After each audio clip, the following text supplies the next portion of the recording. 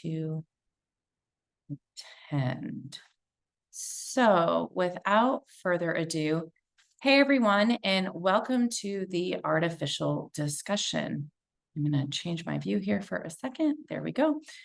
All right, I'm Ginger Cooper, your host and Chief Commercial Officer here at Artificial, the digital lab platform provider. And our topic today is focused on the evolution of the lab automation strategy, or rather, really, how this strategy has changed over the years. Today, I'm joined by Ruth Peterson, VP of Global Marketing at Titian Software. And Ruth and I have known each other for a really long time and have both been in the lab automation space for over 20 years, which makes me sound really old. But anyway, I'm excited to get to chat with Ruth today about this particular topic. And the next 20 minutes, we'll highlight where the strategy was when we both entered the field and how we've seen it evolve over the years as your science and needs have really changed, where we see it now and how you can look at this lab automation strategy today, the possible tools to improve your process and strategy, and where we think that this strategy is going in the future. Now, before we jump into the discussion, hey, Ruth, and welcome. Thanks for joining me today. Can you go ahead and introduce yourself? Definitely. Thank you, Ginger. Thank you, everyone, for joining us. So I'm a bioengineer by education, and I've been in life science discovery my entire career.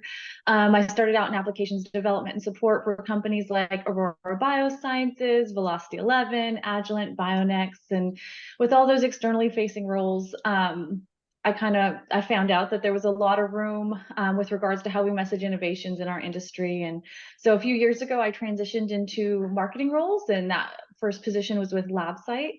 And I've continued in that capacity for gene synthesis pioneer, Telesis Bio, lab automation software and services provider, Biosero, AI ML discovery engine, drug discovery engine, 1859 Inc. And now I'm at Titian Software. I'm sorry, I feel like our resumes could just even be the lab automation strategy. Right. Like, let me just tell you who I haven't worked for, but that would be a shorter list. It might be a little easier. Same here, right? Which is why I'm going to let you do all those introductions. So jumping into this really, right? So for years, the lab automation strategy was to think about the lab being the physical space in which you're standing in, the hardware contained in that space. And from what I've seen, right, the quantity over quality, and it was all about throughput. Because if I step back and think way back to my very first job at SciBio, when it was a startup in the US in 99, I personally was focused on optimizing liquid handling protocols for customers, which meant perfecting the art of dry dispensing about 1 microliter into 384 well plates. And that really was the lab automation strategy. It was all about like miniaturizing. And again, that whole throughput. So Ruth, if you think way back in time to 20 years ago, what was your experience engaging with scientists when you were at like Aurora and probably V11? So it was the same thing, right? It's Aurora Biosciences pioneered the 3456 well plate, and we had, we were in the nanoliter, picoliter volume range with regards to compound management and screening. And of course, our ultra high throughput screening platform was ginormous, and it included everything, right? It was every step that was integrated from storage to liquid handling, reading, all of those things. And it was focused on miniaturization. Everyone was trying to get as many samples through, because it was, how we were doing drug discovery, and we still do it this way, in some aspect, is we throw everything at it. How big is our compound library? How fast can we get all those samples through for the target that we're going after? And the data we're getting out is, is it a hit? Is it not a hit? Right. And so every conversation we had in those early days was like, how small are you getting? Are you in 96? Are you in 384, 1536? Have you thought about 3456 in terms of the labware? And then hardware was exactly that. I mean, in terms of liquid handling, it was like, how small can you get, right? We were, like you said, dry dispensing. I think the UHTSS system used a piezo dispenser, and then we had a microsolenoid valve dispenser on that system. But like the microsolenoid dispenser had 384 joule tips. Like, can you imagine the maintenance on that? I mean, I remember static being an issue on like regular 384 pipette tips, right? And the anti-static that you had to just everything that went into the miniaturization and the ultra high throughput was just so complicated at the time. Yeah, Yeah. exactly. Yeah. And then the data wasn't that complex, like we mentioned before. And so yeah, it was all about high throughput. It was all about miniaturizing, using, doing more with less, and seeing how we could push those things through. Yeah. And like really percent CVs and endpoint reads, right? Exactly. Was it a Yeah. hit or not?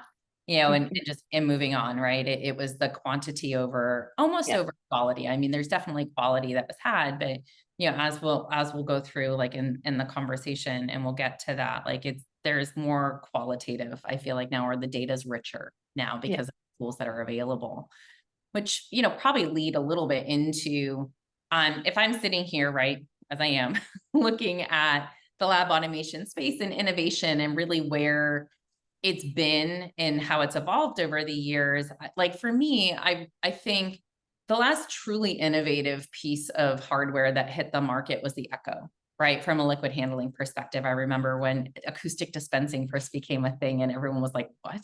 What is that? Right. And where, how, and why, right? And I guess like, and you worked at lab site. And so I'm curious, like, what did you see change, like from a biotech maybe perspective about how like the Echo was used over the years? Cause I know like I remember being surprised the first time I heard it being used like in a mass spec integration, right? Or for next gen sequencing sample prep. So I guess like, can you share your insights, right, about the shift that you saw with the Echo, Yeah. from UHTS to like maybe where it's used today? Definitely. And I think that kind of complemented a shift in the industry, as well as not really looking at these large platforms, but looking at smaller workstations, right? Really focusing on applications themselves. So implementing still small volume. And I mean, I think the nice thing about Echo was, right, less waste. You're not using tips. You're not worried about cross contamination. But then, it's also tricky. You're using sound to move reagents and samples and whatnot. And so does it work? Does it not work? But I mean, we expanded that out to protein crystallography, precision medicine, um, you know, and with these smaller workstation approaches, and I know we've been cyclical in this industry. It's gone from like, we need everything on one system, we need small workstations. We need everything on one system, small workstations. And so, and I mean, it's still, everyone has their own flavor that they're looking for. And I don't think any solution is wrong or right. It's really just, what it is that we need it for and how we're applying that. Um, but with all of these advancements in imaging itself, right, it's like we went from like fluorescent readers to high content imagers. We have more Mm. technology with regards to CCD cameras, right? So we're getting the data that we're getting out of our reads, and the information that we're pulling out of those assays is much richer, which you mentioned earlier. And then with the change and transition of these smaller workstations, right, we can do more. We can be more intentional. So instead of saying, I've got all of these compounds, let's run them all against this, I'm going after this one modality, we can really take a look at, okay, based on, I mean, even with all the AI and ML models, right, that people are doing with taking their screening data, they're looking at the negative data, the positive data when they're going after a target. They can say, hey, let's focus on these compounds. We don't have to run everything. Like, let's just Yeah. let's strategically pull out these samples and run smaller assays and do a smaller run. And that wasn't really possible with a lot of the way that we were doing things. We're storing things in a whole plate, right? So I've got to take all those samples out. I've got to defrost all those samples. I've got to cherry pick the ones I want, seal it back up, freeze it, right? So the integrity of those samples is being jeopardized every time you open that up. And so we've implemented like a ton of technologies to make sure that we maintain sample integrity, that we can do these smaller runs, we can be more intentional, and work in these smaller workstations. So like less focus on the quantity and more on the quality, right? Exactly. Because I started to see automated workstations in areas that I hadn't ever thought to see them, right? Because who would have ever thought back in the day, right, that you would need automation for mass spec, right? Right. Or for, I don't even think next gen sequencing existed, right? No. When we first entered the industry, really, I mean, that's kind of scary to think about. Yeah.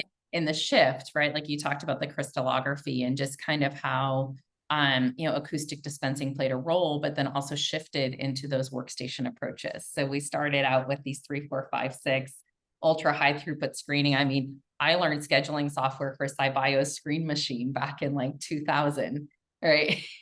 For the UHTS systems all the way, and then we get to the workstations. Like you said, there's like that cyclical nature that happens. And probably what we're seeing now, and you touched on it just now, right? Which I think is probably the crux of this conversation, and even shifting into like a lab automation strategy, shifting to a digital lab, right? Which, we've been focusing on instruments, right? I mean, my my nickname and yours as well is Robot Princess, right? So it's no surprise that we gravitate towards robots and hardware. But we're both now with software companies, right? I mean, I work for a digital lab software, platform provider, and you work for a sample manager at Titian Mosaic Software. So let's shift the conversation and talk about why we think the strategy conversation from a lab automation perspective has also shifted from hardware into software and digitization. So like, I mean, I guess like how, like Ruth, do you see like how the strategy, like where you think the lab automation strategy is today, or how it's shifted into digitization? Well, I think that the more that we, look at our lab automation strategy, right, we're realizing it's not just hardware, right? There's more to it. It's not just dictated by throughput. It's really about optimizing for the science, right? Depending on the application, it doesn't matter. You could have manual operations, you could have semi-automated, operations, you could have fully automated operations, and you could have a mix of that in the same lab. It's not dictated by no, we have to do high throughput. Everything's got to be in, 1536 well plates. It's like, no, we realize we're going to have flasks, we're going to have we're going to have tubes, we're going to have glass slides. We're going to do what people are still doing lab on a chip. And so we've kind of come to that conclusion is that the lab's going to be a mix.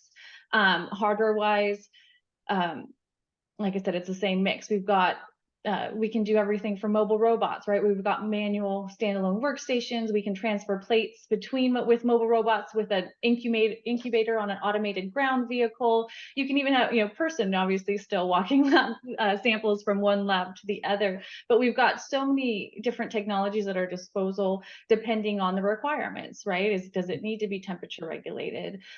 Is it running overnight? Do we need an actual person, or can we get those a mobile robot transferring samples from one workstation in one building to another building next door?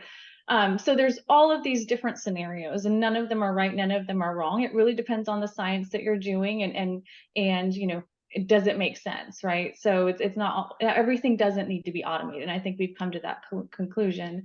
And then so what the next level of that is how, with all of these different things going on in the lab, our strategy is how do we track all this information, right? We're pulling data from everything. I mean, we're dealing with IoT agents. We've got mobile robots going up and down an elevator. I mean, literally, you've got to have a driver for an Otis elevator, for the lights, for opening the door, right? Like, so there's all this information. There's environmental data, like, did a door get stuck? And, now all of the, the room temperature change, or did we lose air compression, that kind of thing on instrumentation. So there's all this information coming in and from different points. And it's like, how do we turn that data into intelligence?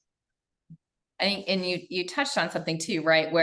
And I think that's probably the key, is that we've realized that not everything needs to be automated, right? Because I think there was a point in time where we did try to automate everything, and we've kind of backed away from that. And it's kind of like when, cell phones got really tiny and now they're getting big again, right? Everything's Yes, cyclical in exactly. nature, right? Or, it's that whole curve and stuff. And to your point, where you were talking about all kinds of data and different samples, different automation, different modalities, right? All coming together. And I think if we look at the way lab automation used to be approached, I feel like it was very siloed, right? Like every group for themselves, right? Every modality for themselves. And now, like, so if we shift and look at where this is today, it really is, like, from what I'm seeing, like optimizing for maximum efficiency across that whole lab. And the lab almost, the definition of the lab starts to change, right? Like it's no longer like you were touching on like the physical aspect of like what's in those four walls, right? Like we really do start to expand out to include people, instruments, and the process within that lab. And we are collecting a broader set of like that high quality data where the outputs need to be streamlined, and analyzed and fed back into that system, right? You touched on like the AI ML, loop and in this whole concept of the closed loop lab, right? And so how do we, we're now working for companies, right, that enable that, because like I think, we're getting more different kinds of data, right? Like whether it's data from the instrument, and even the definition of data is changing, right? It's not just results data, it's data from the instruments, it's data about the environment, like you were talking about, like all of this data is coming in the results or return context, right? And everyone is being asked to do more with all that different data.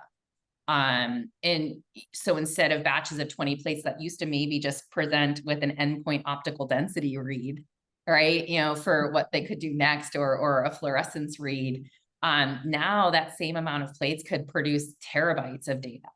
And the tools that need to accommodate the parsing of that data into meaningful information that can then be distributed throughout the organization to drive results. Like, what do you think about that, Ruth? Like, from that perspective. No, I completely agree. So what we do have, it's not just one lab, right, in that one physical space, but a data ecosystem, right, where we do have the sample data, the process and workflow data, we've got environmental data, instrument operation, experimental data, right?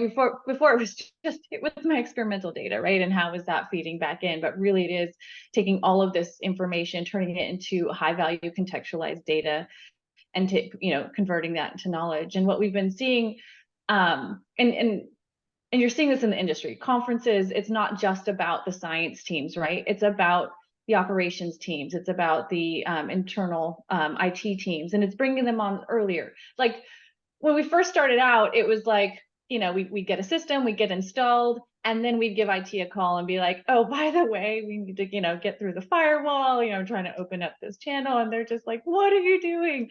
And now, I mean, I think SLAS sample management conferences, they're bringing head of IT, to these conferences that are very specific. And it's important, right? Because they do need to know that these are all data tools that need to be really incorporated in our organizations as a whole, and not just in our lab.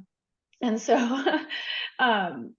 so it's basically, when we're taking all that data, we're contextualizing it, turning it into knowledge, and then we're parsing it out and feeding it back into not just the scientific teams like chemistry, biologics, compound management, but also the teams like IT, procurement, service, sales, operations, where it's, how are we predicting how, when do these things, are they being fully utilized, right? Do we have 3 different readers where one is, do we purchase a new one, or do we just, move this one over, or do we just share time in the lab next door? And so being able to really, create this recursive feedback loop within the organization, and essentially putting machine learning into our business processes. It really is about maximizing efficiency now, right? And really streamlining the processes, and mining for valuable insights with all the rich data that we're getting now off of just any assay that's run, and communicating with IT early. I guess, which really does lead to the needs of platforms like artificial intuition, right? Which can work in tandem to provide the digital lab platforms for that closed loop lab that everyone has in their strategy these days, and like we've been talking about here. So I feel like I should be like, pause for a commercial break for these shameless plug that's about to happen here for artificial, but so we are a digital lab platform that provides a single user interface on the front end of all the processes, like we've been talking about, in terms of understanding that there's not the need to automate everything now, but there is now this need to streamline across the lab, right? Be it, from manual to semi-automated to fully automated, And artificial helps with that in terms of being that single user interface, which can then orchestrate the movements across the entire lab, including the people, right? And IT, and really begins to streamline, efficiencies. We collect all the complete contextualized data records to feed into that AI ML loop, to then create that, to play that integral piece in that closed loop lab. And I know, like Ruth, from a Titian perspective, I'll turn it over to you to kind of talk about how your platform feeds into that. Yeah. So at Titian, we specialize in sample management software and services, and really focus around the efficiency for sample libraries, throughput, integrity, and the systems can manage, small collections to global inventories. If you're not familiar with Titian's platform, it's a Mosaic sample management platform. It optimizes storage, processing, tracking, and ordering of compounds and biological entities. So it's not just compounds anymore. And we are the leading sample management software solution, and trusted by life science laboratories worldwide. There's my plug. And we now join the regularly scheduled program, right? Before we close, right, we do have time for questions. Q&A is open. We're happy to answer any questions that come in. I think honestly, from where we're sitting, we have been in the industry for a long time, and just seeing the shift in the evolution change from, hardware and this ultra high throughput or high throughput screening, over to this digital software where, or digital lab platforms, and I know that a whole entire probably 5 hours or 3 weeks could be, just focused on what a digital lab means to people. But in general, I really, lab automation hardware will always be a part of strategy, right? In the lab. And, as you mentioned, Ruth, like everyone has that flexibility to do it their way, right? Like depending on like what fits. Is it manual, semi-automated, right? And as data continues to evolve and become richer over time, digital lab tools such as artificial and Titian will become mission critical, to the scientific success, across the world and in our industry. Did you want to close with anything, Ruth, before I? No. Not really. I'm looking at the attendee list, and I'm like, there's like Maureen Bersini. I like installed a bioreactor for her, like when I first started out. Like there's a lot of great people on this call.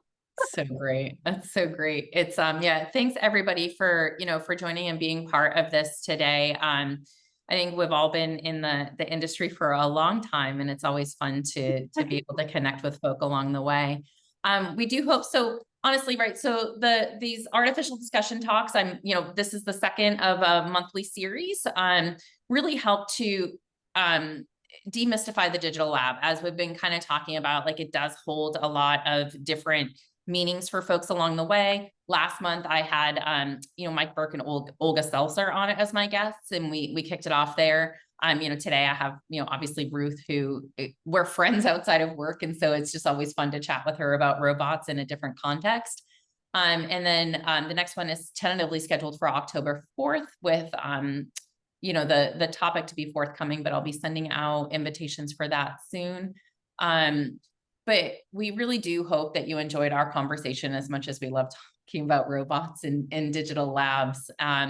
And feel free to reach out, right, if you want more information. This is recorded, and so if folks were not able to join or be a part of the discussion today, we'll send that out.